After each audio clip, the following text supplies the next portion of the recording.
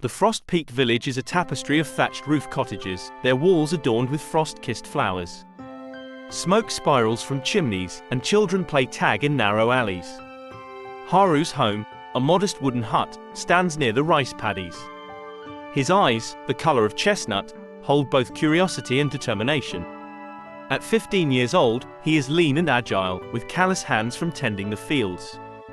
His most striking feature is a birthmark, a crescent moon, on his left cheek. Haru's unruly black hair falls across his forehead as he sits cross-legged on a straw mat. Moonlight filters through the paper window, casting shadows on the tatami floor. His eyes, wide and earnest, reflect the distant peaks. Haru wears a faded indigo kimono, its sleeves frayed from countless sword drills. His wooden practice sword leans against the wall, a silent companion on his journey. Haru's boots crunch on fallen leaves as he follows the winding trail. His cheeks flush from exertion, and his breath mingles with the crisp air. His backpack carries dried rice balls, a flask of tea, and a tattered map. Haru's eyes, almond-shaped and filled with determination, scan the forest for signs of wildlife. His fingers trace the hilt of the wooden sword, the first gift from his father. The temple gate stands weathered and grey, its time-worn beams sagging under the weight of snow. Haru pushes it open, revealing a courtyard blanketed in white. His breath mists as he steps inside. His heart races, for beyond the gate lies the path to enlightenment. Haru's shoulders are broad, and his stance exudes both humility and determination.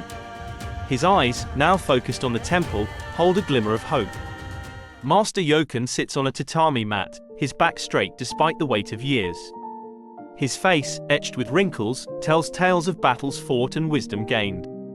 His eyes, deep pools of ancient knowledge, study Haru. Yoken's long white beard flows like a waterfall, and his hands, gnarled yet steady, rest on his knees. His voice, when he speaks, carries the weight of centuries. Haru and Yoken stand facing each other. Their breaths form clouds in the frigid air.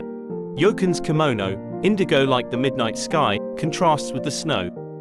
His movements are precise, economical. Haru mimics him, wooden sword in hand. Yoken's eyes crinkle as he corrects Haru's stance. His voice is a whisper, "Balance, young one. The blade is an extension of your spirit." Yoken serves tea in delicate porcelain cups.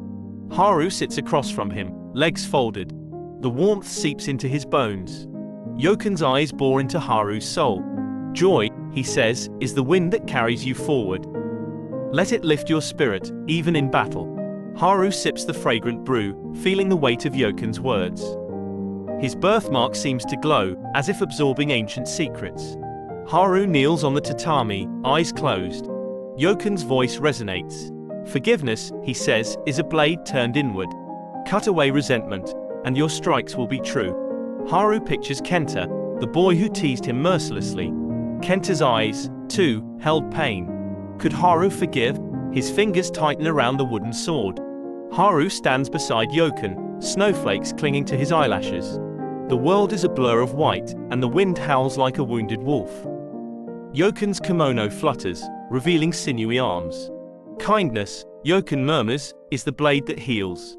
Be kind to others, even when the world is harsh." Haru gazes at the swirling snowflakes, each one unique yet part of the same storm. He thinks of the hungry traveler they sheltered last week, a man with frostbitten fingers and eyes filled with gratitude. Haru kneels on the tatami, eyes closed. The scent of incense curls around him. Yoken's voice, soft as falling snow, fills the room. "Strength lies not in steel alone," he says, "but in compassion." Haru's birthmark tingles, as if awakening. He pictures Kenta, the boy who once tripped him in the village square. Could he forgive Kenta's sharp words? Haru bows his head, seeking answers. Yoken places a weathered hand on his shoulder. "Kindness," Yoken whispers, "is the truest form of strength." Haru faces Yoken, wooden sword in hand. The moon hangs low, casting shadows on the snow. Yoken's eyes hold both sadness and wisdom. "Haru," he says, "you have learned well. But remember this. To be a true samurai, you must carry joy in your heart. Forgive those who cross your path, and be kind, even when the world draws its blade." Haru nods, his heart swelling. Yoken's lessons are etched into his very bones. Haru stands before Yoken, snowflakes melting on his cheeks.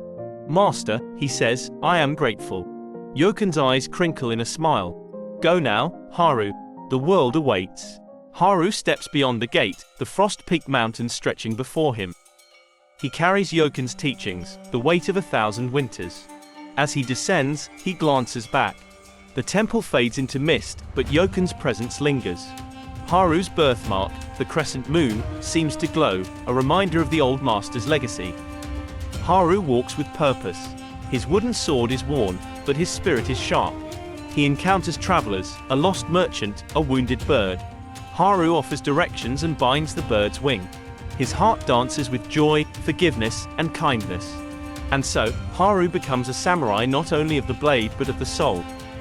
His footsteps echo through the Frostpeak Mountains, a melody of compassion. And that, my dear friend, is the tale of Haru, a boy who sought a master and found a legacy far greater than swordsmanship. May his journey inspire us all to carry joy, forgive, and be kind amidst life's storms. Thank you for following until the end. If you like good stories like this, please click subscribe, press like and share this channel with children and other people around the world who are in need of motivation and inspiration. Thank you.